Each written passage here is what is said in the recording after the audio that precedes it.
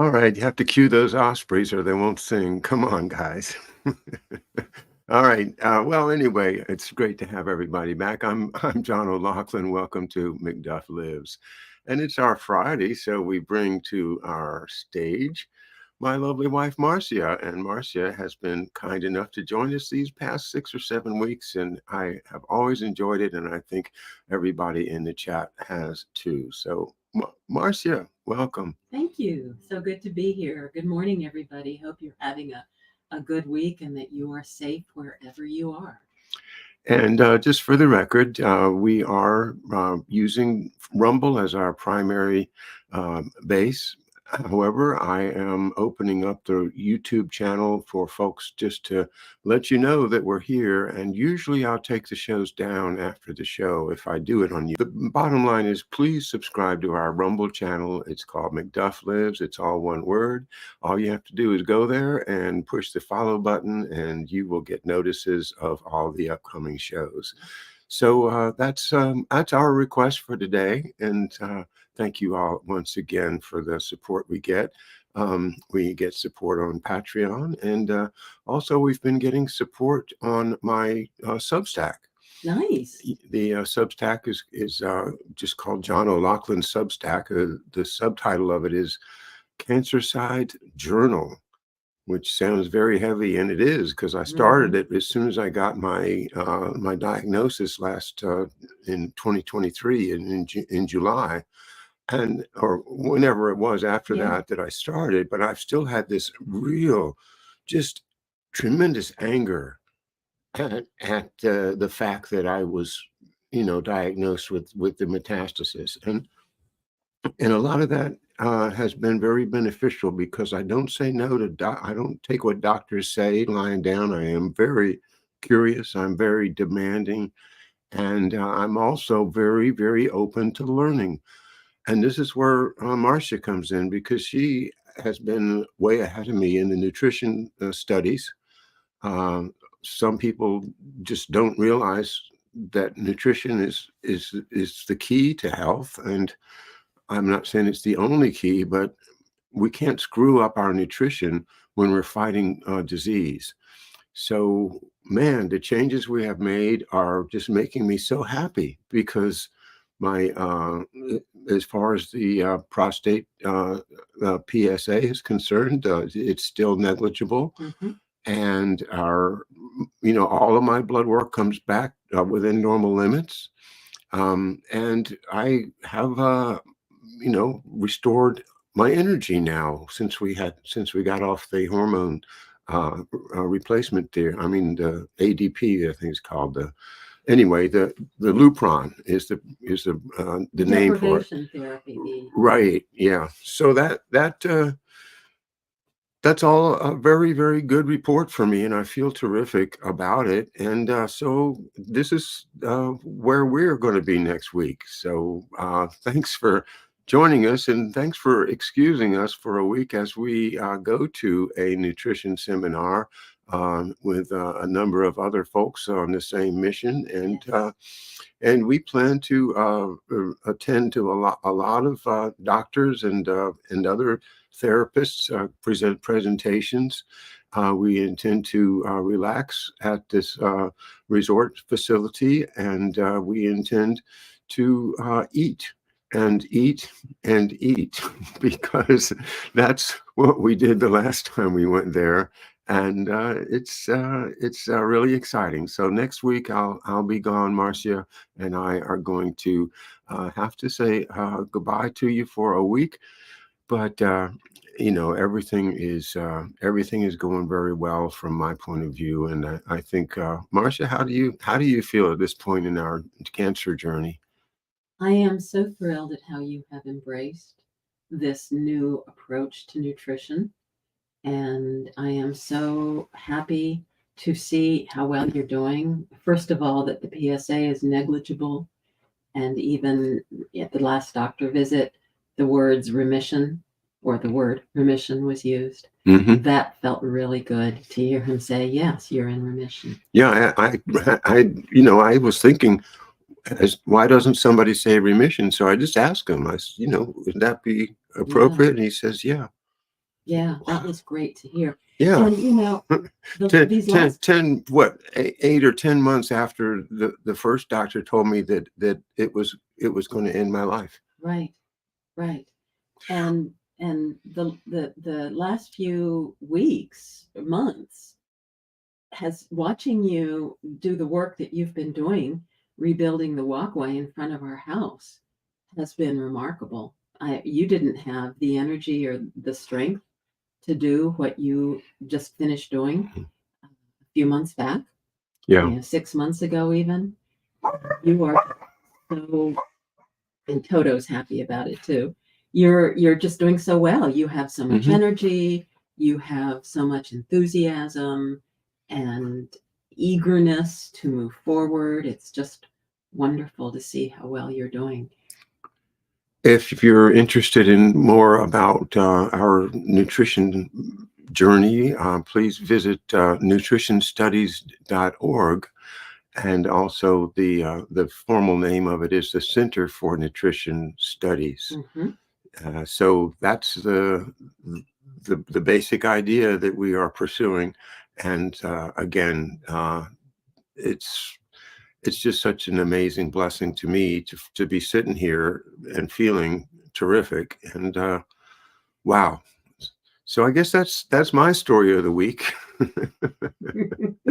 And Well, I do want to say about our getaway. I remember many, many years ago going to a veterinarian with my cat, and the veterinarian, who thought he was part stand-up comic, said to me that cats will sleep until they get hungry, and then they wake up and eat until they get sleepy. And I think that's actually a better description of dogs than cats, because cats will sit around plotting against us too, but that's a whole different discussion. My point being that that's exactly what I intend to do next week, even though there will be opportunities to go to nutrition seminars and learn all kinds of wonderful things and hear some very, very interesting doctors speak. But also, I intend to sleep until I get hungry and eat until I get sleepy. and let the worries of the ordinary world just chill out. Hmm. I know one of the big concerns you always have when we travel is the totos. Yes. And but we have the most wonderful neighbor that takes care and Comes spends and stays with them. yeah, Yeah. basically house sits for us for the week. So everything, all the bases are covered except for we're just not there yet. Yeah. Yeah. Yeah. All right. People are going to get jealous, I think, if I keep on talking about this. Oh, well, I was going to suggest that you talk about your addition that you're intending to explore while we're down there, and that is getting the sunlight and getting up and getting the sunrise and making sure that your body is exposed to lots of light to get your circadian rhythm going properly, and how And, important that is. if you follow me on X at Late Driver, that's my handle there. You'll notice that I've started following Dr. Jack Kruse, Kruse, and he's prolifically uh, publishing his scientific findings on X. And I had never heard of him until about a week ago, and it was Karma Doc who suggested, that I check this guy out. And so I watched last weekend. I watched 3.5 hours of his 4 hour and 15 minute interview with Danny Jones, I think is his name, and it was brutal. It was just like he was being good John Goodman in The Big Lebowski, just tossing poor old Steve Buscemi around verbally, but the other guy's an MD, and no, this is a different film. So I watched that and I thought, well, you know what? There is some real interesting stuff here. But then I found another one, in which he's talking to a real MD, and it's more of a balanced relationship Mm. where the MD, Mhm. where Jack Cruz is like this, Peers talking to this each other. yeah, but he's like this neurosurgeon that has studied everything, biological, he knows the quantum mechanics of how the electrons spin from atom to atom, and how all that's related to health. But the general idea is that light is far more important than we give it. Mhm. And the most important light is natural light. And the corollary of that is that when we expose ourselves to unnatural light or radiation of just about any kind, we are tossing off part of our circadian rhythm biology, which depends upon the natural light, and can be thrown off by unnatural light. And so that's the source of kind of concern about blue light.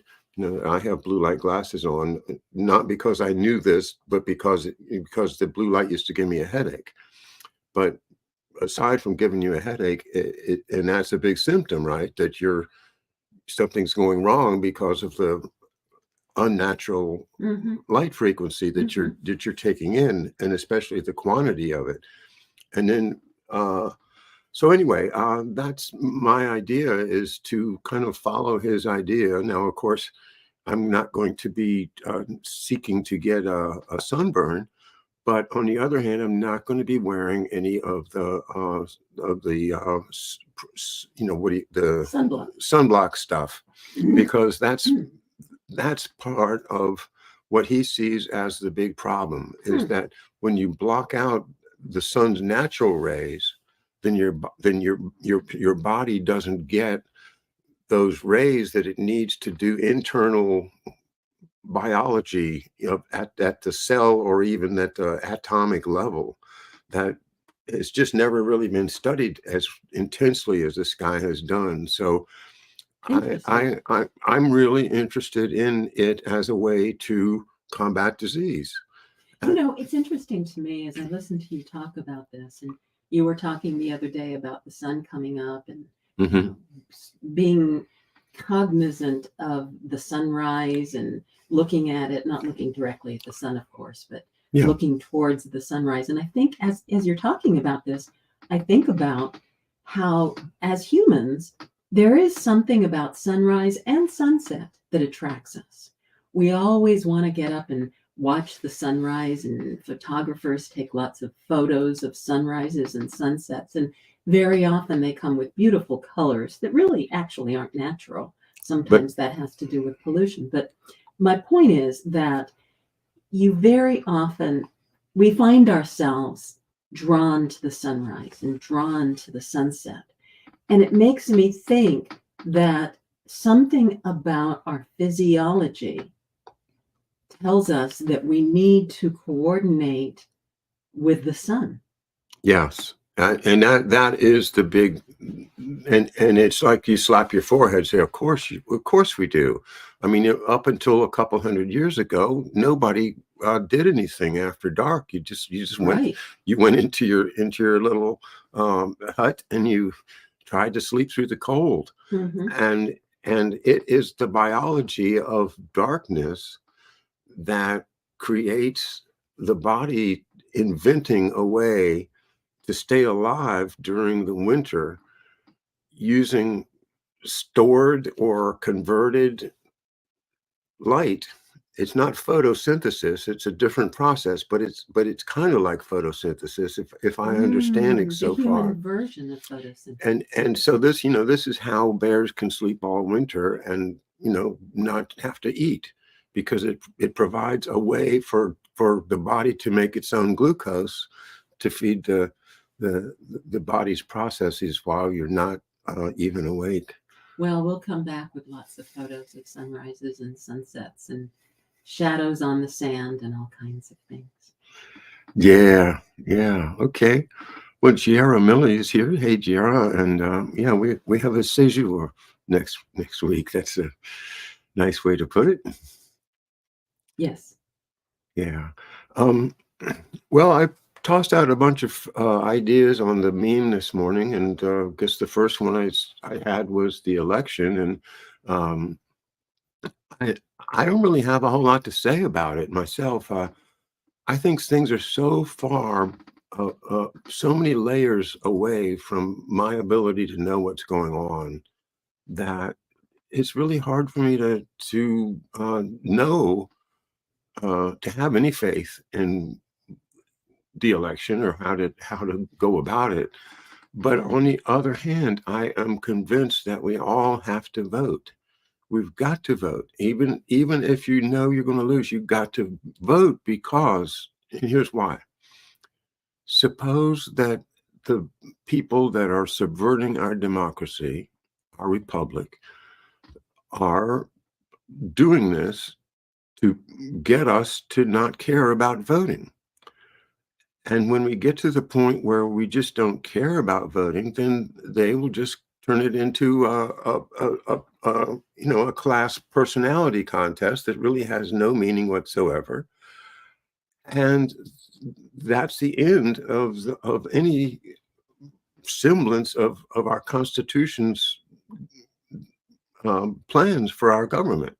It's just that's it. It turns us right back into one of those European monarchies or oligarchies, as we have oligarchies all over the place, and Yeah. instead of monarchies. But I think oligarchies are even worse because Oh, yeah. when you have a king and you have a whole bunch of serfs, and the serfs are like, as long as you keep them fed, as long as they have a fair deal, then the king's safe. But boy, if if you try to you know take away the serf's food or something else like that, if you don't have a real strong you know army, you're going to be the ex-king and somebody else will take over. But with the oligarchies, they're cartelized, so that they make sure that none of them ever really loses, and that B, whatever they did bad that got them in trouble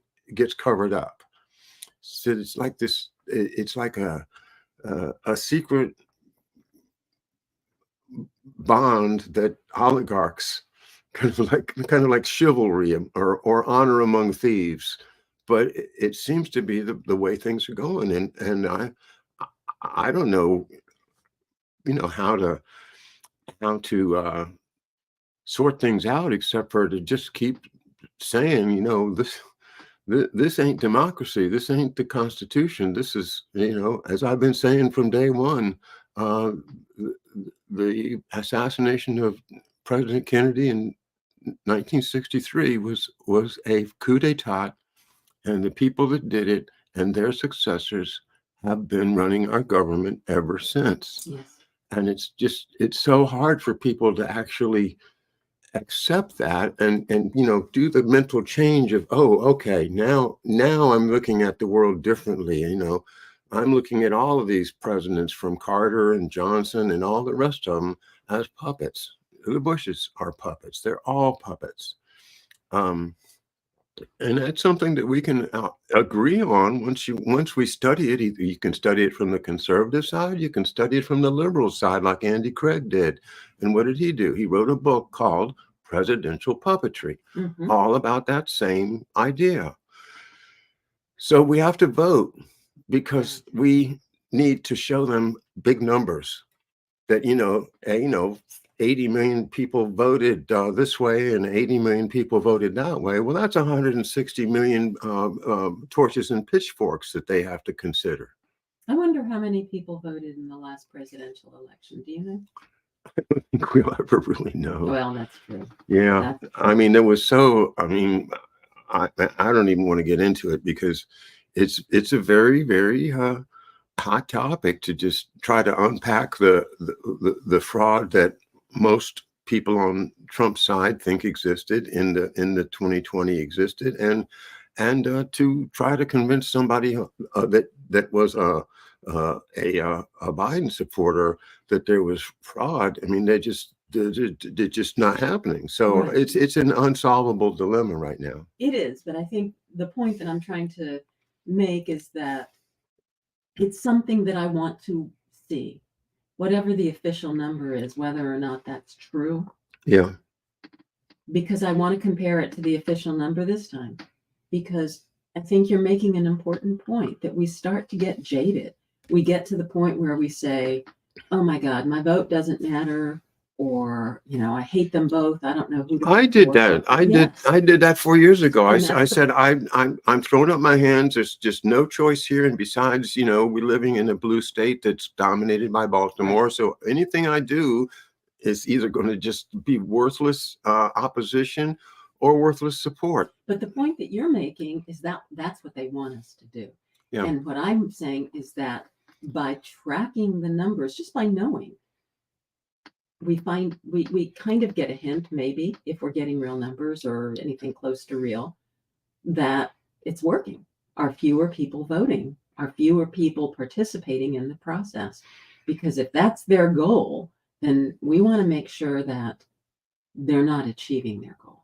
Yeah, and I would add that this idea kind of got magnified in my mind when when I interviewed Richard Poe, the author of How Great Britain Invented Communism and Blamed It on the Jews.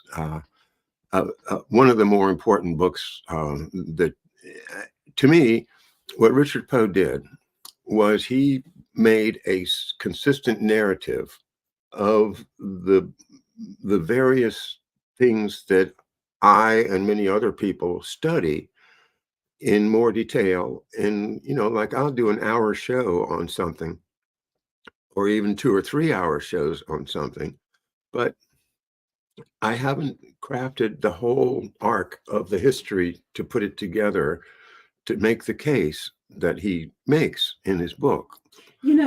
And because he's able to do it in less than 300 pages, and because he's a good writer, it's good. I think it's a good thing to have more people exposed to all these things, and to be able to even wrap their arms around it and say, oh, okay, Lord Palmerston, Tony Blair, da da da da da da da, got it, okay. So I think it's really a good effort, and not to take away from all of the incredible work that's been done on these subjects over the past 50 years by many people like our good friend Harley Schlanger. Well, you're doing an amazing job highlighting all of their works. I'm trying because if we keep living on, fake Rockefeller history, then we're going to be continually deeper into their narrative. Yes. Yes. Yeah. Yeah. I'm looking forward to you having Richard Poe back sometime soon. He said he's doing some more writing and really needs to concentrate on that. But he's been really promoting the interviews that I did with him. And he was very, very complimentary of me after the interviews, and said that he really wants to come back, but right now he has to work on his next publication, which is cool. Yeah, it is. It is. Yeah, I love getting authors in and hoping to get the ones that I've picked out to get them a broader audience, and which is where I'm going with this, right? I mean, I laugh just because it is just, it's so remarkable to both of us that this book has been written, and is that people are still not picking up on it like they should. The Sleeper Agent by A.W. Finnegan, my guest yesterday on McDuff Lives, and really, a terrific conversation. A young man who's had Lyme disease earlier in life and still has bouts of it that will hit him, which, it happened to him about a month ago. And he was just as lively and genial and friendly and optimistic as you can imagine. He is a remarkable human being who wrote a remarkable book. And here's the thing: is it's kind of like Dr. Jack Kruse complains about, that his discoveries are so threatening to the powers that be that they're suppressed. Okay. Yes. I mean, if you could find a way to cure disease without, having to get injections or buy pills or stuff, I mean, no, they don't want that. No, well, But Dr. Colin Campbell of the Center for Nutrition Study uh-huh, makes the same point. yeah, Absolutely, the China study there at the end. China study. Yeah, I mean, he started out as part of the mainstream when it comes to nutrition and government recommendations. He was on committees that wrote the original recommendations, but when he didn't go along with the pack, they pushed him away and stopped listening to him. And he writes a lot about what it is that they want and don't want. And I'm sure that Dr. Cruz is getting the same reaction because it is so threatening to find out that you don't have to spend a gajillion dollars to be healthy. Yeah, and but you do have to sort out the existing bioweaponry that has made its way into our bloodstreams and into our genetics. Well, that's why I think And Adam's work is so amazing because he does take it that next step. It's not just the lifestyle context of what is making us unhealthy, but it is the deliberate actions of the people he writes about that even takes it a step further. yeah, I mean, I've said this many times, but I think folks are just not willing to accept the idea of what Adam has called the strategic bioweapons, Mm-hmm. as opposed to a tactical weapon like anthrax. You can study anthrax, you can conceive of how, it just, if you could aerosolize it, you could, kill massive populations. But it's the kind of thing that is like a bomb. It happens, people die, people get hurt, and then it's over. But a strategic bioweapon is one that doesn't go away. And that's what Adam is telling us about, is Right. that the strategic bioweapons that get into our genetics and go from generation to generation. And we don't know how to fix it.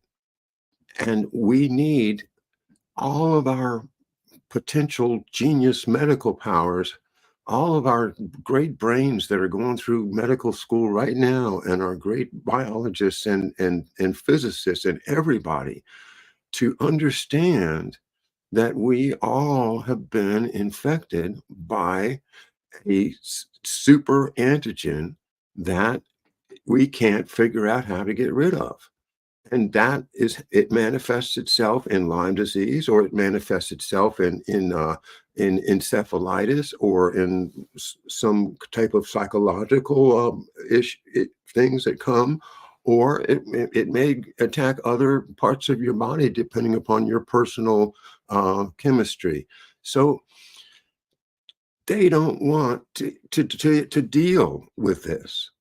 They don't want to deal with it. And that's why I don't see any, I mean, okay, Kevin McCarran has had Adam on his show.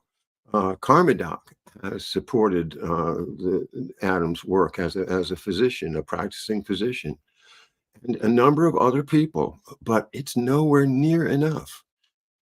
If Bobby Kennedy really wants to make America healthy again, he's got to read the sleeper agents so he can see what the big problems are. The big problems have been planted into us by biological warfare that's been going on, but by somehow, some kind of, just like I was saying before, some type of a secret agreement not to tell on each other, because they were all doing it, including the Americans, of course, that nobody's letting out the information that we can understand the problem. And this guy that wrote this book it's just an absolute miracle, because he suffered with it, and he happened to have a type of brain that wouldn't let go of the problem. And he talked about how he felt like he was like spiritually on this mission to unfold. And so he translated all kinds of documents from German, and learned about the Russians and all of the programs that a lot of American investigators haven't done the work with. And well, you can tell I'm very passionate about it because this is the future of humanity. We've got to pull the covers off of this um, biological warfare, the rise of Lyme disease, chronic illness, and the great imitator antigens of biological warfare. This is no joke. And so, wow, I didn't know I'd get so passionate. Yeah, yeah. And if I could just add one thing, the strategic weapon, one of the reasons it's so effective is because it's not obvious. Right. It is stealthy. It is A sleeper agent. right, covert. Mm-hmm. And so, like you said, you were making the comparison with a bomb.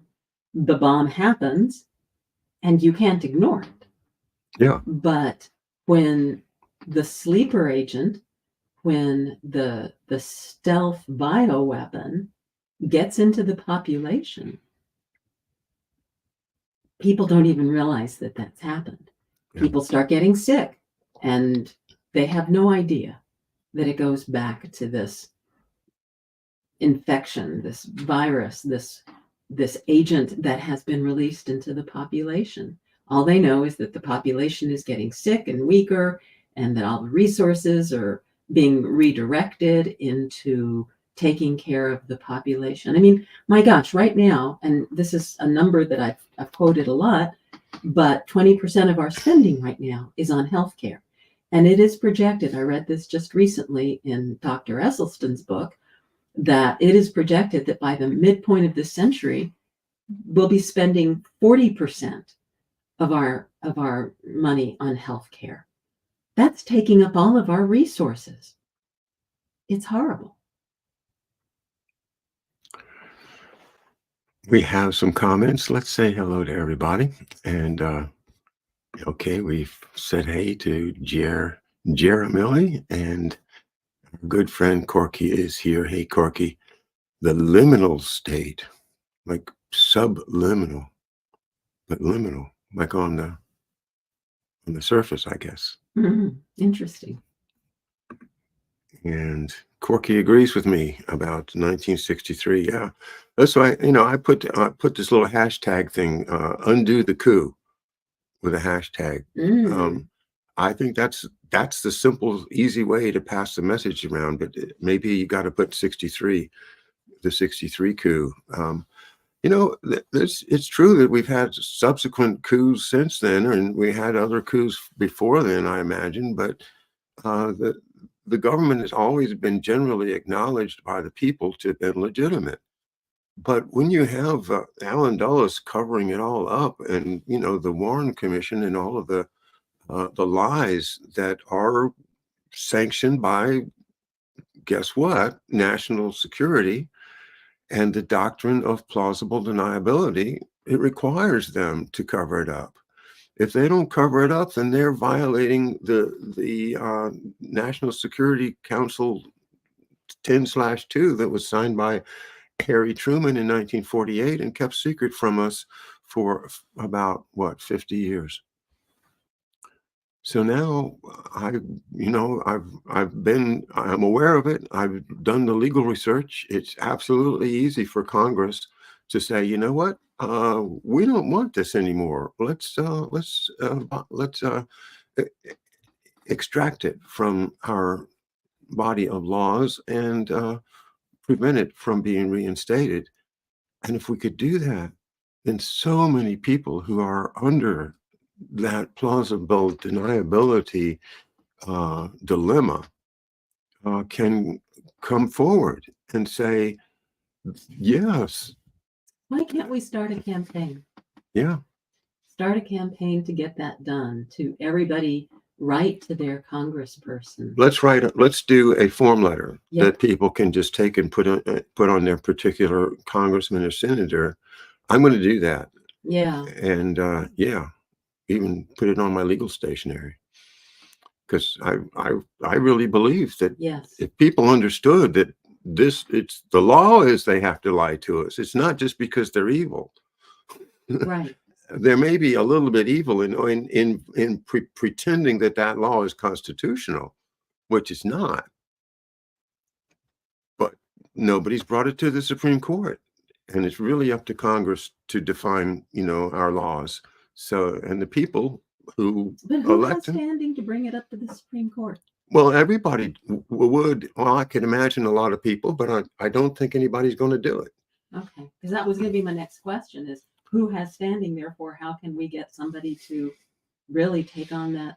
Yeah, because you'd have to be a victim of it in order to, Right. to go to the court. So you'd have to do it all anonymously through counsel, and it'd be very expensive. Whereas getting Congress to do it, it's just a big letter writing campaign and a continued effort. I would like to hear from other lawyers about it, but my little bit of research tells me that it's absolutely is still the law, and we can overturn it anytime we want to. Yeah. But Congress has to do it. Yeah, I think that you should Okay. write something and share it with everybody out there so that everybody can reach out to their congressperson, send a letter, ask that that law be overturned. And if nothing else, it'll, help raise awareness. We even send it to the media and try to get some exposure. I mean, I know Yeah. media and all of that, but still, got to try. It's Harry Truman, the things that I have found out in the past month or so about what Harry Truman signed off on are exactly the biggest problems we have in the world today. But was it Harry Truman or was somebody controlling him? I mean, did they In get, what case? well, all of it. I mean, did they get Roosevelt out of the way so that they could have Harry Truman step up, knowing that he was controllable? Yeah, he's not that bright and a kind of a jolly good fellow. Right. And a very committed Mason, a high 33rd degree Southern jurisdiction, Albert Pike Mason. Wow. Washington is really is still an Albert Pike town. That we had the Albert Pike statue right next to the District of Columbia government building, the municipal building. You might want to explain who Albert Pike was. Yeah, well, he was the grand whatever of the Southern right Scottish. What is it called? The Masons, the accepted whatever Southern jurisdiction, Scottish Rite Freemasonry, and he was a very important character through the Civil War up until the 1920s with the resurgence of the Klan. A very very racist and almost a satanic worldview, and a person who. Well, just the idea of Southern jurisdiction Scottish Rite Freemasonry is just so tied to his personality that and that's that's the thing is that that particular form of Freemasonry, they supported the South in the Civil War. And they still exist. And I'm not saying that they're racist anymore. I don't know if they are. I'm not saying anything like that. But in 1948, Harry Truman was definitely, he was part of that. And he was also had connections to the local political machine, the Democratic machine, kind of a Tammany Hall in Missouri. Mm-hmm. So that, those two things, the recognition of Israel and what was the other one? The third one was the Atlantic Council, the Atlantic Charter. He also was the one that signed that. So this is where we get NATO from. So if you don't like NATO, once again, look to Harry Truman for your, he just like signed off on it, and now we've got it. and it forms this alliance with Great Britain that is just, it's just so intertwined, like it was during World War II in order to win the war. But after the war, we never separated. We still are kind of, our foreign policies are just joined at the hip by the Atlantic Council. And the Atlantic Council governs what NATO does. And NATO is like the bully that goes into small countries and finds a way to turn them over to NATO. Right. Yeah. Um, I am just appalled at the Democratic side of our country, because Harry's a Democrat, and the people that have fashioned our world today, half of them have been Democrats. But the media has convinced everybody that the Democrats are the good guys and the Republicans are the bad guys. At least most people, if you look through the period that we've talked about with Jimmy Carter and the Clintons and Obama, it's all been Democrat good, Republican bad. But the history is completely different. The history is both parties have been essentially driving this drive towards a one world system of existing corporatocracy, oligarchs, Yeah. elites, bankers are going to have a permanent place. And Sometimes to me, it feels like a yeah, game of good cop, bad cop. yeah, because they're both on the same team. Right. Yeah, Right. they So are. we'll be the good guys. We'll act like we really care about the little guy. And then, you talk about how the little guy is not important, or, whatever the other thing is, or how the little guy is losing all his rights because of all of the compassionate things that we're doing. And, we'll get everybody turned against each other. And that's just a good cop, bad cop. Yeah. Another thing I do want to say is one of the other comments that conversations you and I have had this week is about the Hegelian dialectic and the idea of problem, reaction, solution, and how does that work? And the example that came to my mind was John Kerry, because John Kerry is out everywhere saying that the First Amendment is a huge problem for us because of all this misinformation that keeps getting pushed onto the American people. And we've got to do something about it. That almost makes me nauseous. Yeah, other people are saying it too Nauseous. on the Harris side, because that's what they want. They want Yeah. us to just be interchangeable serfs with no particular rights. We might get lip service to rights, but in on the bottom line, it's not constitutionally. They're not going to be like we think of them, like we've been taught that these are inviolable rights. You cannot violate the First Amendment. It's just, you cannot do it. And we have this John Kerry and some other people saying we've got to do it because of disinformation. But guess what?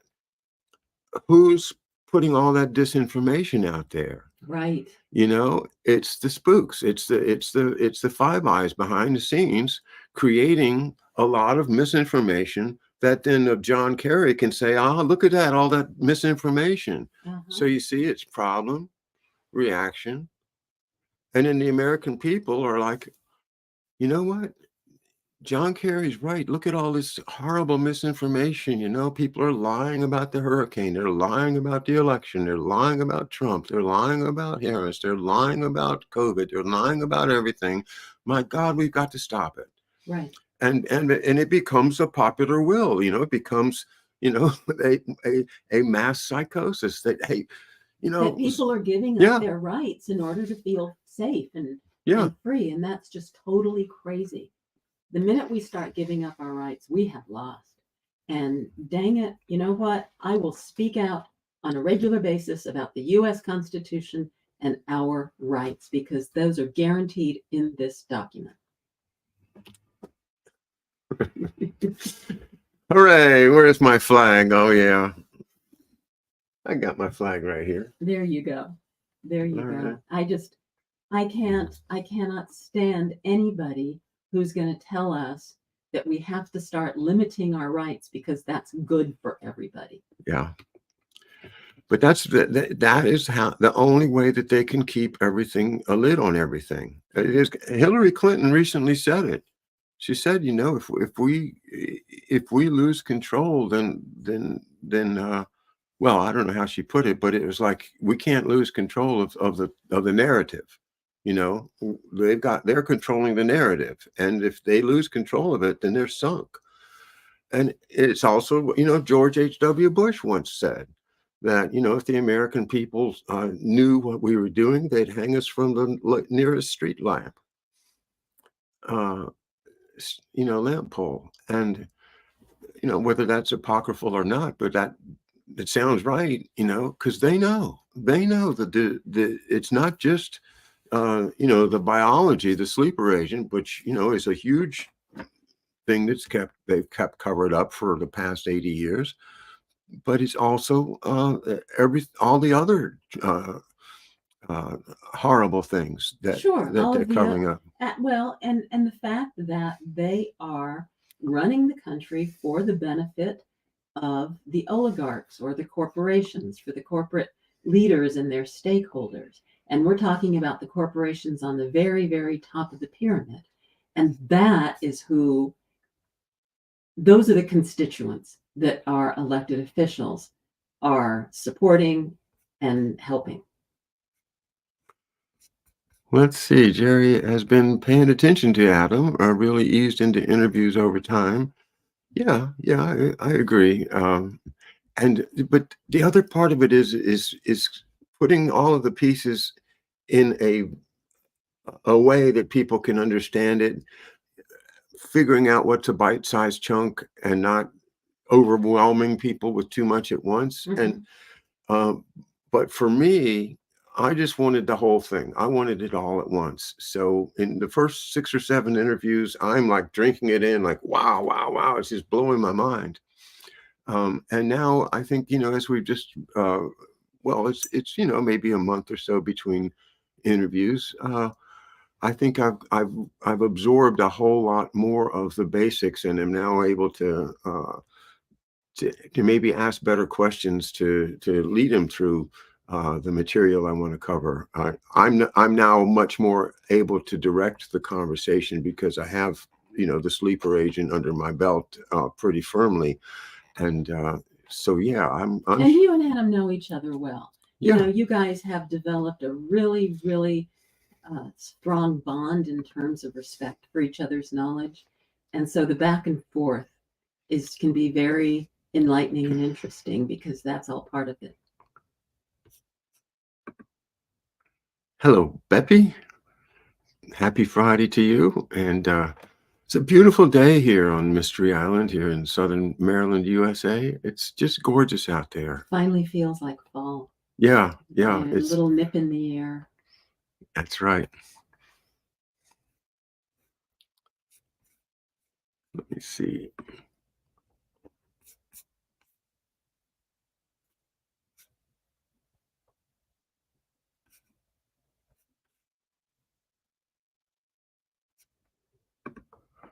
All right, now there's a mystery for me. I don't know this reference. Oh, those manatees, they love their David Hume. Now, David Hume, I remember from 50 years ago when I was in college studying government, but I don't remember anything particular about him that you must have in mind, Jairus. So, and what does it have to do with manatees? Well, I hope that the manatees were okay down in Florida during the Hurricane Milton. I could see some of them in the water when I was in Bradenton a few years ago interviewing the great Ed Haslam on Dr. Mary's Monkey. Bradenton got a hard hit. I'm sure it did. It was right in the eye. Yeah. Yeah. And my dear cousins live there. So they evacuated. They're marked safe, but you know, a beautiful house with a glass. Uh, what do you call it? A glass atrium or something. Mm-hmm. And I wonder about that glass. Yeah. Yeah. Yeah. So anyway, I hope everyone who is in danger in the Melton area has come out all right. I think there is a death toll, but there always will be one. And so hopefully things are not as bad as they could have been.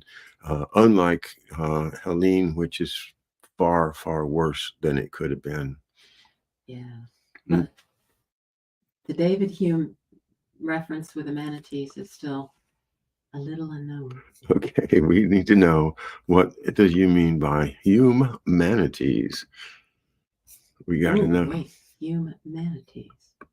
Oh, There are pun there? humanities. Oh my God. We're dealing with a kind of a little twisted conversational um, spin there, but it gets us to grin, doesn't it? Yep. All right, humanities.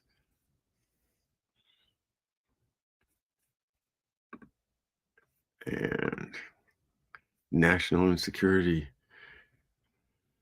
Chat GPT can write marvelous letters. That's interesting. You know, I could just say, write a letter that says this. No. No, easy now. No, no, No, no, no. We cannot start doing that. I refuse. I refuse. John, I'm telling you. you can write marvelous letters. I can write marvelous letters. Yeah. We are very skilled communicators, both of us. We don't need someone to do it or something. We don't need this AI to do it for us. Oh No, my God. no, no. I agree. Okay. I agree. Thank you. But I have a confession. I made my first AI image today, and I published it on my Twitter. You want to see it? Yeah. Let me call it up here, and I'll share my screen. Where's it? Let's see. There it is. Okay.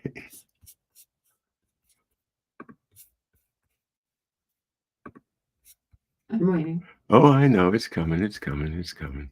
We're all waiting. You want to see it, don't you? I do. We do. All of us. All right. So I told the Grok, which is Twitter's chat thing, that I wanted to make a book cover um, like Dr. Strangelove, and the title is "How I Learned to Stop Worrying About the Bomb and Love Dick Cheney." And I wanted a picture of Kamala Harris riding the bomb, you know, like Slim Pickens did in the movie. Yeah, yeah. And so the first efforts were not perfect, but this is about the fourth or fifth version of it. I said, okay, that's good enough. So I took it. Okay, now see, this one is fine because this isn't what you do. Right. This kind of image, this kind of graphic design is not what you do. You're not a graphic designer. No. So using AI to help you with that, okay, fine. That's fine. Okay. Well, I don't know if I want to do any more or not, because I am actually quite against this idea, because again, sooner or later the AI is going to be so good that you won't be able to tell it from a photograph.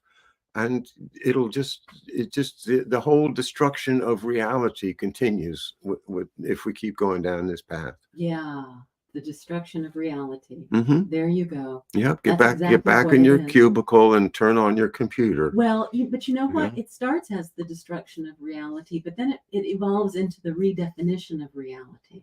And that is, to me, what is so scary. The Matrix. The Matrix. There you go.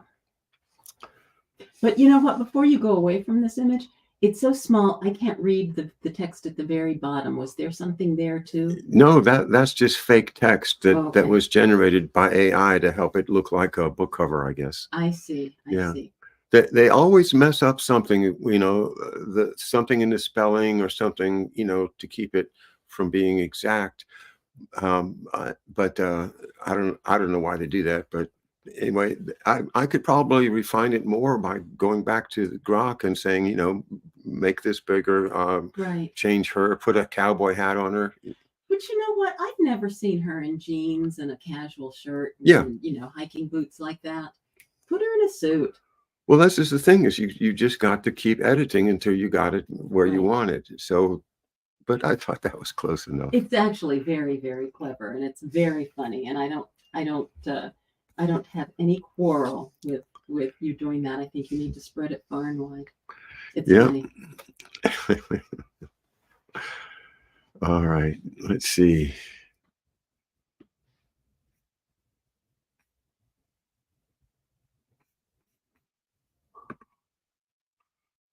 Got to make your way up the food chain to find the human. Yeah. Well, it's a funny thing, though. The whole Darwinian idea of man coming from the apes is that's not proven. And one of the things that I learned from Jack Kruse was that there were predictions before they had the human genome. There were predictions that that humans would have like twice as many genes or as chimpanzees, and it turned out that we don't have any more than they have at all. It's like the same. So what does that do to Yeah, the to difference in the evolution? genome between us and the animals is minuscule. And so what does that do for the whole Darwin thing? That's interesting. Well, do you think it proves it or disproves it? I think it's a real big challenge to Darwinian evolution, because you would have thought that if we were greater than the chimpanzees, like that we would have more genes. See, I think it proves it. I think the fact that our genes are so close to the chimpanzees proves that we did evolve from them. Just minor changes happened to our genome that made us human instead of chimpanzee. Well, you got me there. Oh, well. Who knows? Who knows who's right?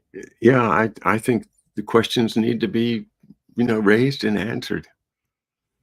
Yeah, I think there's a lot of things that we're never going to prove, that we're never going to know for sure. But it's okay. We don't have to prove everything as long as we know that there is some connection. Masons hide actual alchemy, many unwittingly. So says Corky. Corky, are you into John Dee and the Rosicrucians and Francis Bacon and all that stuff? I read about it. I've read many of the major books and commentaries about it. It's fascinating to me. I see it as a kind of an alternative uh, to kind of biblical Christianity, to the intellectuals of the Elizabethan times that knew that, oh, come on, Jesus wasn't born in major, and the three magi and the star and all that stuff. That's just somebody writing a good story. And but what do you believe in if you reject the traditional narrative that the Christian churches teach? Well, you reach around and you find some older stuff that maybe has a lot of intellectual appeal to you, and you just study it and study it. And how does it relate now to reality? I think we can't reject it. I think we have to accept that something happens with alchemy, and maybe getting down with Dr. Jack Kruse and studying the quantum mechanics of those transitions between matter and energy, uh, from light to protein, uh, that kind of alchemy makes sense. But I don't think that we always have to understand it at that level in order to embrace it. Sometimes it's enough to know that light is good for me. Sunlight is good for me. I need to go out and allow my body to feel the sunlight for a certain amount of time. And exactly what happens inside my body, I don't know. But something does happen and it heals me. Sometimes it's enough. And I'm not saying don't learn about it if you're interested and want to learn about it. Sure. What I'm saying is that you don't have to in order to embrace it. And that's part of the message too, is that, hey, I've done the science. You don't have to do it. Just get your ass out in the sun. Right. Yeah. Right. All right. Thank you very much, everybody. It's been a delight to have Marcia with me once again. And well, off we go into the wild blue yonder, and we'll see you in about 8-9 days. Have a good week, everybody.